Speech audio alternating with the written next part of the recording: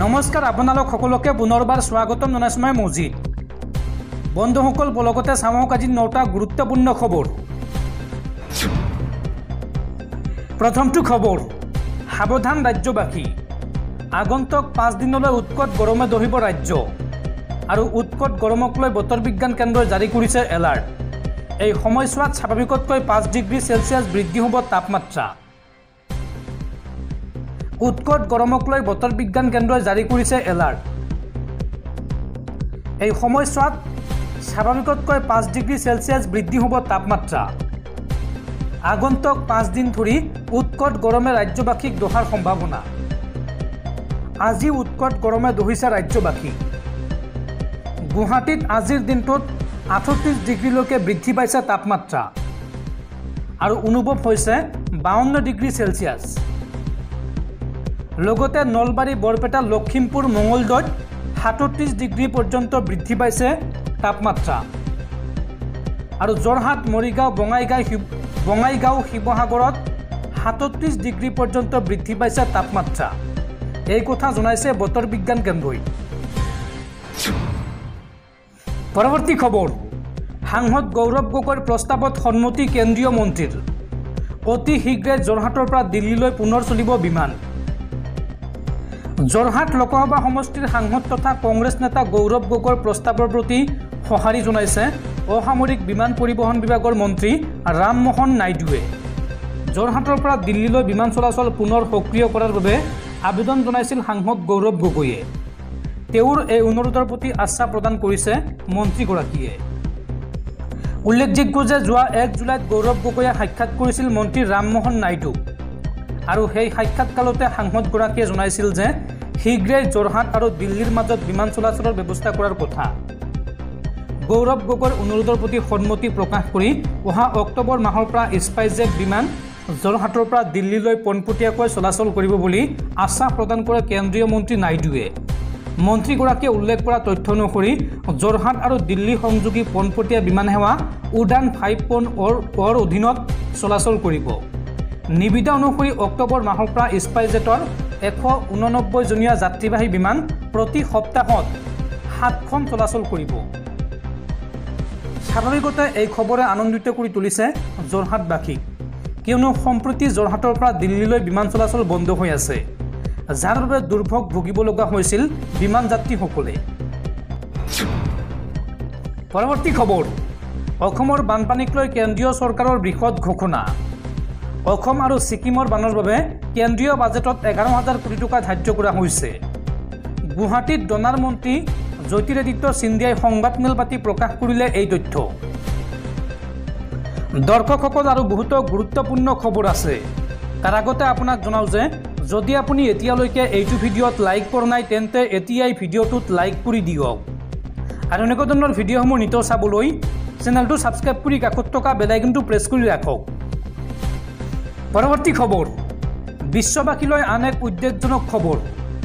ক্ষুধাৰ কবলত বিশ্বৰ 233 কোটি লোক পেট ভৰাই খাবলৈ নাপায় বিশ্বৰ 73.3 কোটি লোকে the state of food security and nutrition in the world 2024 শীৰ্ষক প্ৰতিবেদনত প্ৰকাশ পাইছে এই তথ্য পৰৱৰ্তী খবৰ এই ফটো তিনিখন আপুনি ভালদৰে চাই লওক এই তিনি দুৰ্বৃত্তৰ সন্ধান বিচাৰিছে আৰক্ষীয়ে আৰু সন্ধান দিওঁতালৈ আগবঢ়োৱা হ'ব 15 লাখ টকাৰ পুৰস্কাৰ জম্মু কাশ্মীৰত সেনাৰ বাহনত আক্ৰমণত জড়িতৰ সন্ধান পালে আৰক্ষীক খবৰ দিয়ক আৰু এই সন্দৰ্ভত আৰক্ষীয়ে মুকলি কৰিছে কেইবাটাও ফোন নম্বৰ তিনি দুৰ্বৃত্তৰ সন্ধান বিচাৰিছে আৰক্ষীয়ে সন্ধান দিওঁতালৈ আগবঢ়োৱা হ'ব 15 লাখ টকা এটা দুৰ্বৃত্তৰ শিৰৰ মূল্য ধাৰ্য কৰা হৈছে 5 লাখ টকাকৈ আৰক্ষীয়ে অংকন কৰি চিনাক্ত কৰিছে তিনি সন্ত্ৰাসবাদীক আৰু বৰ্তমানেও কোনো সন্ধান লাভ কৰা নাই তিনি সন্ত্ৰাসবাদীৰ জম্মু কাশ্মীৰত সেনাৰ বাহনত জড়িত আক্ৰমণত জড়িত আছিল এই তিনি সন্ত্ৰাসবাদী আৰু সন্ত্ৰাসবাদীৰ আক্ৰমণত শ্বহীদ হৈছিল 5জনকৈ সেনা জোৱান আৰু তাৰ পিছতেই সন্ত্ৰাসবাদীৰ বিৰুদ্ধে ধাৰাবাহিক অভিযান সেনাৰ কেইবাটাও সন্ত্ৰাসবাদীক ইতিমধ্যে নিধন কৰিছে সেনা আৰু আৰক্ষীয়ে আক্ৰমণ কৰি পলায়ন কৰা সন্ত্ৰাসবাদী কেইটাৰ সন্ধানত নামি পৰিছে সেনা আৰক্ষী সন্ত্ৰাসবাদী কেইটাৰ আনুমানিক বয়স 25 পৰা 30 বছৰ তিনি দুৰ্বৃত্তৰ ফটো প্ৰকাশ কৰি এই ঘোষণা কৰিছে জম্মু কাশ্মীৰ আৰক্ষীয়ে সন্ধান পালে লগে লগে আৰক্ষীক খবৰ দিবলৈ ফোন নম্বৰ মুকলি কৰিছে জম্মু কাশ্মীৰ আৰক্ষীয়ে সন্ধান পালে আপুনি ফোন কৰক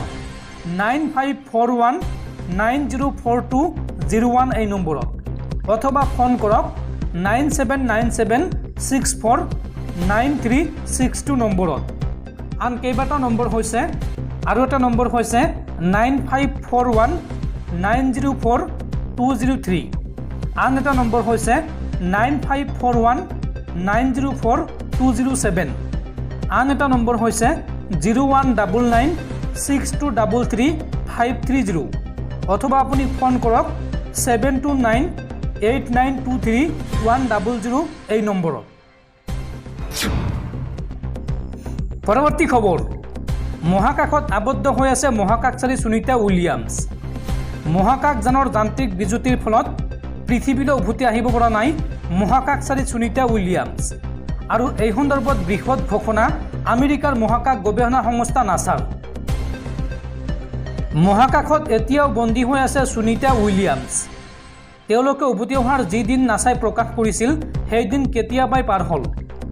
আন্তৰ্জাতিক স্পেচ ষ্টেচনত এতিয়াও বন্দী হৈ আছে সুনীতা উইলিয়ামছ আৰু তেওঁৰ সঙ্গী বুছ উইলমৰ এই পৰিস্থিতিত দুয়ো কেতিয়া পৃথিৱীলৈ উভতি আহিব পাৰিব সেই তাৰিখ ঘোষণা কৰিবলৈ প্ৰস্তুত নহয় নাছা মহাকাশযানখনৰ বয়িং ষ্টাৰলাইনাৰৰ যি ত্ৰুটি ধৰা পৰিছিল সেয়া সমাধান কৰাৰ চেষ্টাত ব্ৰতী হৈ আছে আমেৰিকাৰ মহাকাশ গৱেষণা সংস্থা নাছা মহাকাশযানখনৰ বয়িং ষ্টাৰলাইনাৰৰ যি ত্ৰুটি আছিল সেয়া সমাধানৰ চেষ্টাত ব্ৰতী হৈ আছে ইঞ্জিনিয়াৰসকল নাছাৰ বাণিজ্যিক ক্ৰুৰ প্ৰগ্ৰাম মেনেজাৰ ষ্টিভ ষ্টিছে কয় যে মিছন মেনেজাৰ এতিয়াও প্ৰস্তুত নহয় সুনীতা উভতি অহাৰ দিন প্ৰকাশ কৰাৰ বাবে সকলো দিশ খুঁটি নাটি তাই মহাকাশযানখন ত্ৰুটিমুক্ত হ'লেহে সেই যান পৃথিৱীলৈ উভতি আহিব উল্লেখযোগ্য যে বিগত 7 জুনত আন্তৰ্জাতিক মহাকাশ ষ্টেচনত ভৰি দিছিল সুনীতা আৰু বুছ উইলমৰে উৎক্ষেপণৰ পূৰ্বে একাধিক যান্ত্ৰিক ত্ৰুটি ধৰা পৰিছিল সুনীতাই যাত্ৰা কৰা মহাকাশযানখনত যাৱতীয় সমস্যা দূৰ কৰি গন্তব্যস্থান পাই গৈ সুনীতা আৰু উইলমৰে কিন্তু গন্তব্যস্থান পালেও পৃথিৱীলৈ উভতি আহিব পৰা নাই 2 নৱস্বৰ প্ৰথমে তেওঁলোক 26 জুনত উভতি অহাৰ কথা আছিল কিন্তু সেয়া সম্ভৱ হৈ নুঠিল সুনীতাহঁত থকা মহাকাশ ষ্টেচনত নিত্য প্ৰয়োজনীয় সকলো সামগ্ৰী আছে সেই ষ্টেচনত দীৰ্ঘদিন ধৰি থাকিলেও কোনো অসুবিধা নাই বুলি জনাইছে নাছাই এই যাত্ৰাৰ পূৰ্বেও মহাকাশলৈ গৈছে সুনীতা 2006 চন আৰু 2012 চনত মহাকাশ অভিযানত অংশ লৈছিল সুনীতাই আৰু এই সকলোবোৰ মিলি মুঠ 322 দিন মহাকাশত সময় কটোৱাৰ অভিজ্ঞতা আছে সুনীতাৰ পৰৱৰ্তী খবৰ ডিব্ৰুগড়ত মুখ্যমন্ত্ৰীৰ সচিবালয়ক লৈ তৎপৰতা জলসম্পদ বিভাগৰ অতিথিশালাতে হ'ব মুখ্যমন্ত্ৰীৰ সচিবালয় মাহটোৰ অতি কমেও 4টা দিন ডিব্ৰুগড়ৰ মুখ্যমন্ত্ৰীৰ সচিবালয়ত থাকিব মুখ্যমন্ত্ৰী হিমন্ত বিশ্ব শৰ্মা জলসম্পদ বিভাগৰ অতিথিশালাৰ প্ৰথম মহলাত মুখ্যমন্ত্ৰীৰ কাৰ্যালয় ডিব্ৰুগড়ৰ এই কাৰ্যালয়ৰ পৰাই উজনি অসমৰ 9খন জিলাৰ কাম কাজ চোৱা চিতা কৰিব মুখ্যমন্ত্ৰী হিমন্ত বিশ্ব শৰ্মাই পৰৱৰ্তী খবৰ এইবাৰ জম্মু কাশ্মীৰত সংঘটিত হৈছে দেশ কঁপাই যোৱা এক ভয়ংকৰ পথ দুৰ্ঘটনা জম্মু কাশ্মীৰৰ অনন্তনাগ জিলাৰ ডাকচুম অঞ্চলত সংঘটিত হৈছে এই ভয়ংকৰ দুৰ্ঘটনা দখাৱৈত পৰিল এখন যাত্ৰীবাহী বাহন আৰু বৰ্তমান সময়লৈকে এই দুৰ্ঘটনাত 5টা শিশুসহ মুঠ 8জন লোকৰ মৃত্যু হৈছে নিহতসকলৰ লগতে দুৰ্ঘটনাৰ কাৰণ এতিয়াও জানিব পৰা হোৱা নাই অঞ্চলটোত বৰ্তমানো অব্যাহত আছে উদ্ধাৰ অভিযান